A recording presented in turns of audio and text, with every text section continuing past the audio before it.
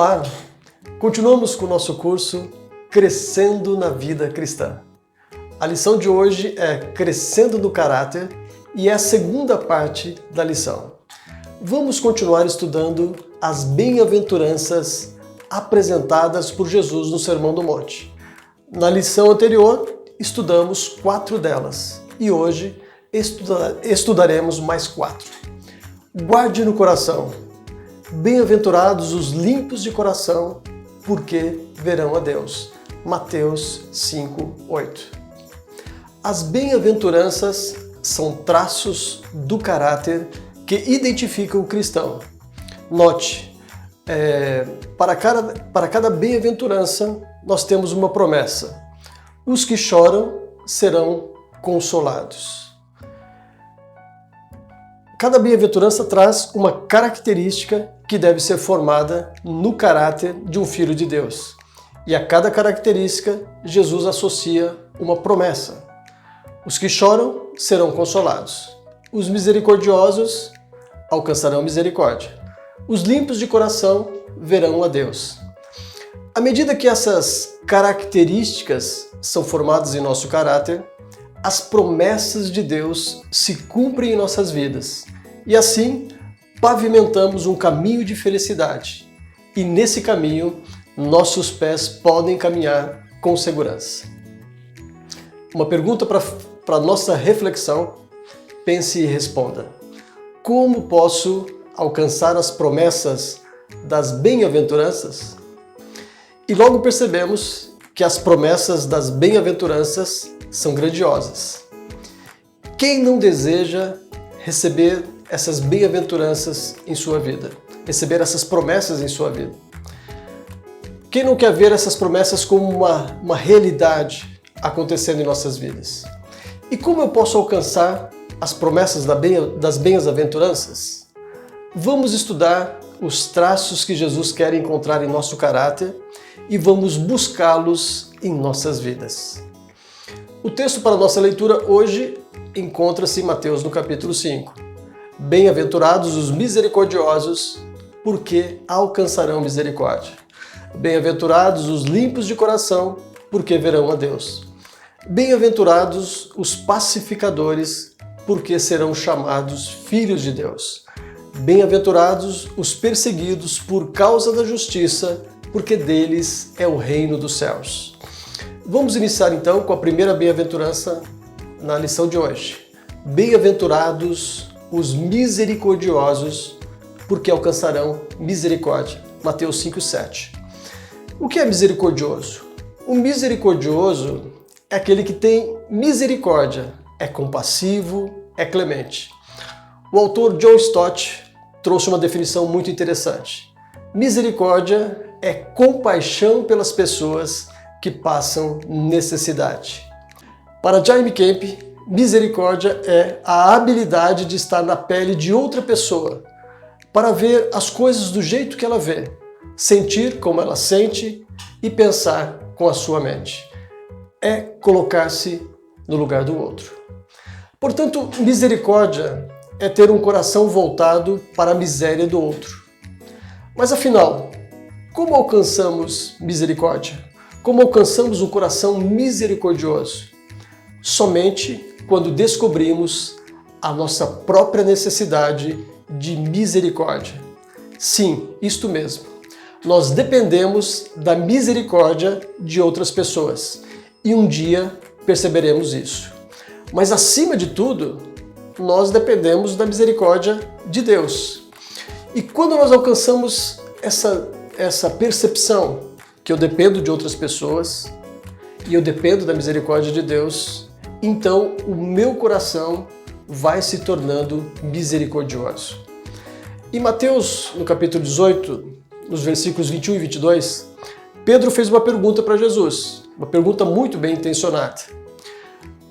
Pedro perguntou: Jesus, quantas vezes eu devo perdoar uma pessoa que me ofendeu? E Pedro já deu uma resposta muito espiritual para Jesus. 7 vezes seria uma boa referência?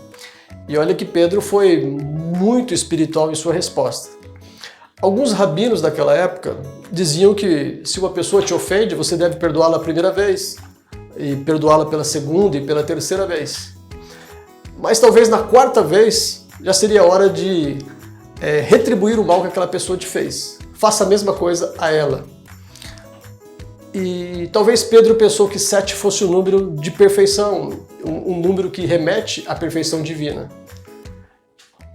Mas Jesus deu uma resposta surpreendente. Você deve perdoá-la 70 vezes 7.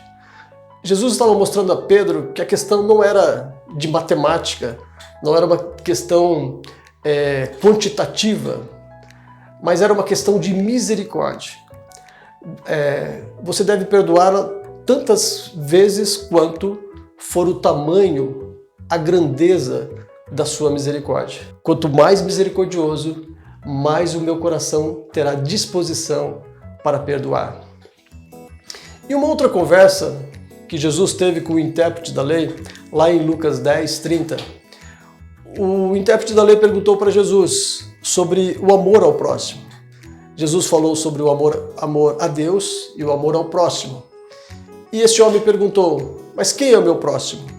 Foi quando Jesus contou a parábola que ficou conhecida como a parábola do bom samaritano. Um homem assaltado ficou à beira do caminho e passam por ele um sacerdote e depois um levita e não lhe prestaram socorro. O samaritano passou e sentiu compaixão por aquela pessoa caída que ele não conhecia. Ele ofereceu socorro, cuidou da pessoa, a levou para um hotel e depois pagou as despesas. Quando termina a história, Jesus pergunta ao intérprete da lei, quem foi o próximo da pessoa caída que estava jogado ali à beira do caminho? E o escriba disse, aquele que usou de misericórdia.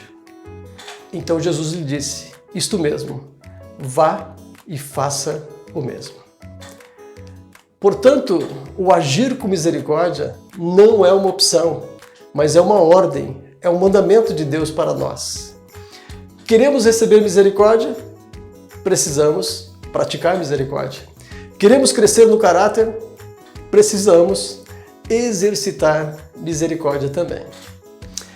Agora vamos para a segunda bem-aventurança. Bem-aventurados os limpos de coração, porque verão a Deus. Mateus 5:8. Esta virtude é a grande mensagem do cristianismo e foi exaltada por Jesus. O limpos de coração, essa virtude, é formada por 2 outros vocábulos, limpo e coração. E limpo, sabemos, significa algo sem mancha, lavado, asseado, não misturado com substâncias estranhas, visível, claro, isento de impurezas, correto e perfeito. Mas e coração? O que quer dizer coração quando a Bíblia menciona coração? Coração na Bíblia é o centro da personalidade. Isso inclui a nossa mente, a nossa vontade e as nossas emoções. Coração, portanto, é a sede dos pensamentos, dos sentimentos, dos desejos, das motivações que movem o ser humano. Assim, fica mais fácil compreender a expressão limpos de coração. Quem tem um coração limpo, tem um coração singelo, livre da hipocrisia e da imoralidade. Quem é limpo de coração torna-se uma pessoa sincera, honesta, transparente, pura e verdadeira. Você se recorda do rei Davi, após cometer sucessivos pecados? Ao cair em si e reconhecer o seu pecado, após advertido por Deus, o rei Davi escreve o Salmo de número 51. E o versículo 10 é muito interessante. Cria em mim, ó Deus, um coração puro e renova dentro de mim um espírito inabalável. Davi reconheceu que ele perdeu uma coisa muito preciosa em sua vida, essa sensação de estar com o coração limpo diante de Deus e com liberdade para adorar a Deus. Davi pediu a restauração desse coração limpo. Mas afinal, como podemos ver a Deus se ninguém jamais viu a Deus? Os limpos de coração verão a Deus. Mas como assim? Deus é espírito, invisível, eterno, inacessível ao homem material. O sentido de ver a Deus aqui nesse texto só pode ser entendido de forma espiritual. Nós vemos a Deus quando lemos a sua palavra, quando apreciamos a natureza, a sua criação, quando experimentamos a sua graça alcançando as nossas vidas e nos transformando.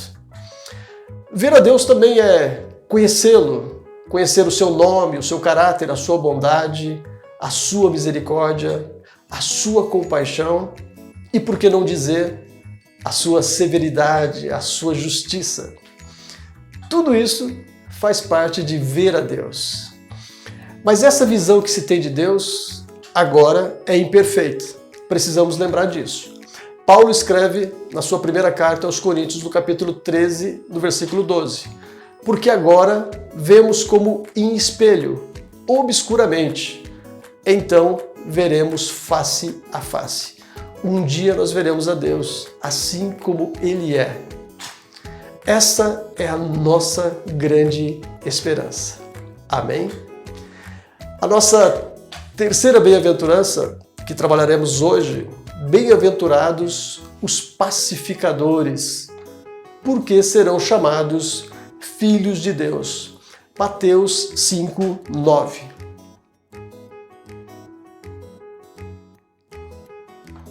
Esta é mais uma bem-aventurança que vai na contramão do mundo. O homem fracassou na busca da paz entre indivíduos, grupos e nações. Todos pedem paz, mas não a paz. O mundo está em guerra. Vemos guerra entre as nações, no ambiente de trabalho, na sociedade e até mesmo dentro de nossas casas. Falta paz no mundo. Mas de quem é a culpa por essa falta de paz no mundo? Do pecado. Essa é a única resposta viável. Desde que o pecado entrou no mundo, o coração do homem se tornou mau.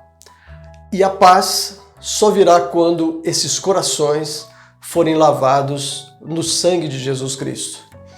Nós seremos bem-aventurados quando desejarmos a paz.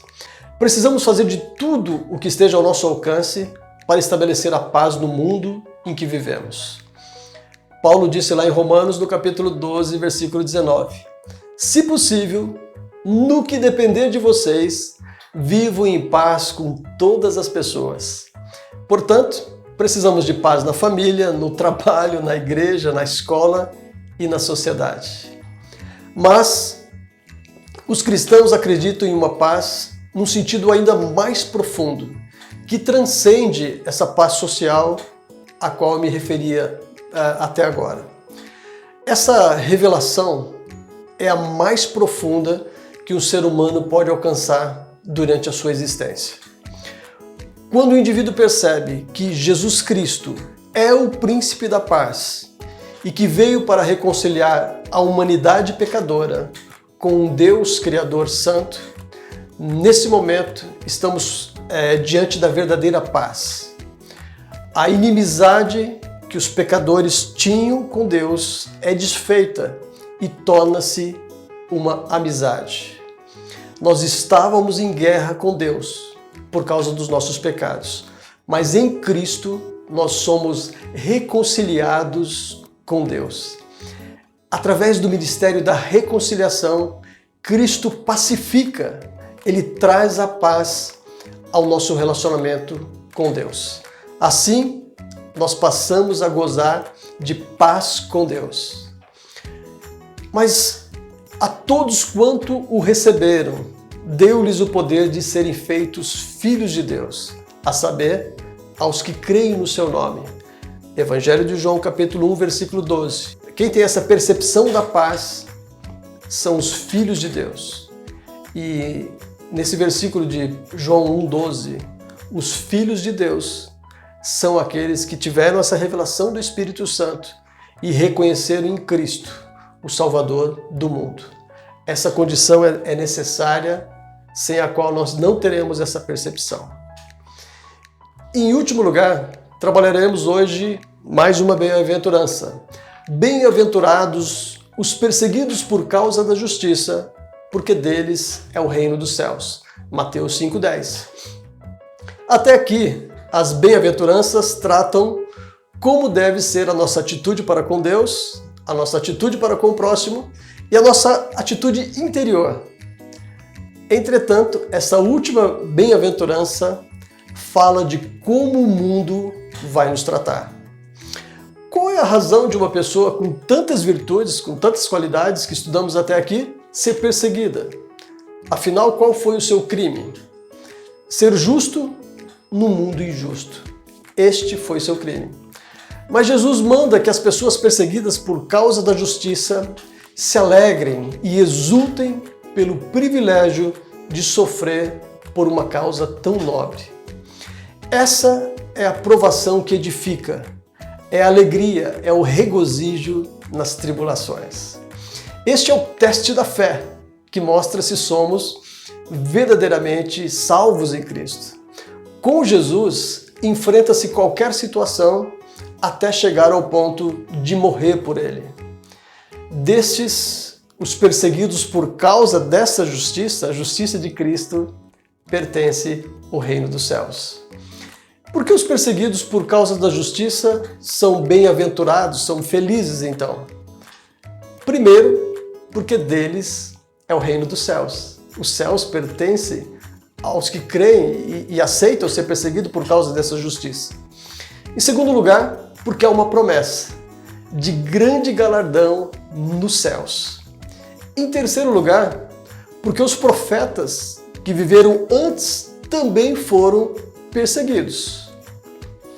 Isso quer dizer que a perseguição é sinal de que, quando tentamos imitar a Cristo, seremos tratados como ele foi em muitas ocasiões. O apóstolo Paulo declarou, lá na segunda carta de Timóteo 3,12: todos quanto querem viver piedosamente em Cristo Jesus serão perseguidos. Concluindo a nossa lição de hoje, nas bem-aventuranças, Jesus apresenta as virtudes do caráter de um cidadão do reino. As bem-aventuranças delineiam o caráter do cidadão do reino. A distância entre o cidadão do reino e o cidadão do mundo se amplia à medida que conhecemos cada uma das bem-aventuranças. Jesus nos chama para fora de uma sociedade corrupta, imoral, orgulhosa e cheia de paixões. Jesus nos chama para uma separação radical, num completo rompimento com o mundo.